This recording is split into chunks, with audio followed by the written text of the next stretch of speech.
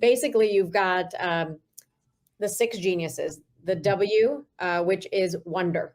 These are the people, like, let's say we're going to do a project, John, we're doing a work project. We're going to go 30,000 feet in the air. Let's just say we're going to have a church bake sale. And the wanderers are the ones going, okay, let's go way up in the air. Let's talk about this bake sale. Where are we going to have it? Who needs to come to they're asking a lot of questions and they're really wondering. And these people are the ones that find themselves head in the clouds. These people they have a strong ability to question and ponder any given situation. So we love these people. They will look at something and say, I'm just not sure yet, or let me ponder on this more. They crave consideration and they're crushed by being dismissed. If you have a wanderer on your team, they're constantly asking questions and you go, who cares, John? They're crushed. So you never say that. You want a wanderer on your team. They actually can poke holes in the organization. So we start with W way up in the air. The next thing down, when the wanderer says, I wonder if we should have a bake sale, the inventor says, oh, I've got an idea. Not only can we do a bake sale, but we could have a bounce house. We could have a parade. Now they're spitting out a bunch of ideas, right? They're just puking ideas. They crave freedom. They don't want to be put in a box, and they're crushed by constraint. If you put me in a cubicle and said, you have to do the same thing every day for the rest of your life, I would be miserable, miserable.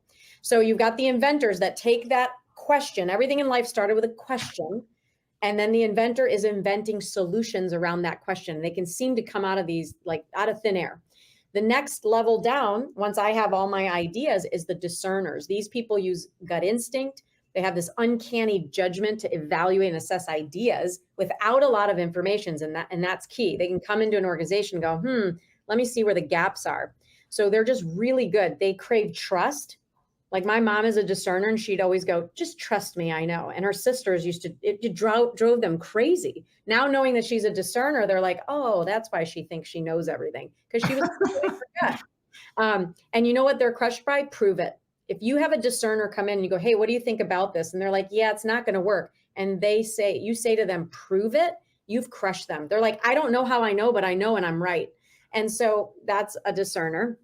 Now you've got the discerner that takes all of the ideas and says, you know what, we're not going to have a marathon or, that we're not going to have maybe the bounce house. We'll do that idea. That's going to work great.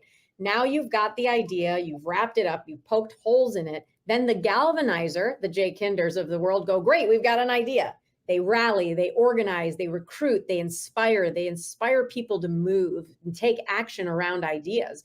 So like if you have a real estate team, you want a galvanizer to be your sales manager. You want them to mobilize the troops. They may not have the highest tenacity. They may not want to fill all the little details out, but when they want to get your people motivated, they just can't hide their excitement. They're like, let's get on board. So they crave reaction. How did I do? How was that speech? And they're crushed by apathy. If I say to a galvanizer, if Jay Kinder comes off the stage and he's like, how did I do? And I'm like, yeah, that's fine.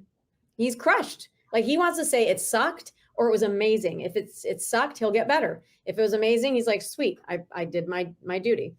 Next is after you gather the troops, get them excited about the bake sale, you find the enablers. These are the people that provide support and assistance with projects. They don't care that it's not something that they want to do. It's they're responding to the needs of others. So I've heard enough, sign me up, or let me know how I can help, or I'm a team player. Those are the people that you want 70% of your organization to have is that E, because they're willing to help, not on their own terms. So they crave appreciation. Just the fact that you go, thank you. We can't do this without you. And they're crushed by being overlooked. And these aren't the people that are going to be center stage saying, look at me, but they still don't want to be overlooked. So you got to think about that when you have an assistant or an office manager or an admin, and they're in that role, they want that appreciation. So you better give it to them. And last but not least is the tenacity. Once we plan the event, we have all the particulars, we've poked holes, we've galvanized the troops, we've got the helpers ready to go. The tenacity people are behind the curtain, making sure the process is written.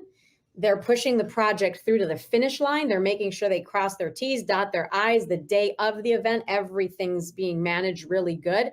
They say things like, this is going to get done. We need to raise our standards. We need to hit the deadline. Here, let me do it. They take things away from people. They crave clarity and they're crushed by ambiguity.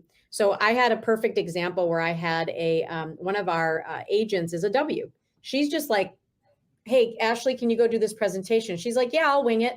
And my operations manager is a T. And she's like, what do you mean wing it? I need to know what you're going to say, how you're going to say it, how you're going to do it. So she's like, I don't like the ambiguity. Where Ashley's like, I can't live with your process driven world. Like, I need to just be free. I don't put me in a box.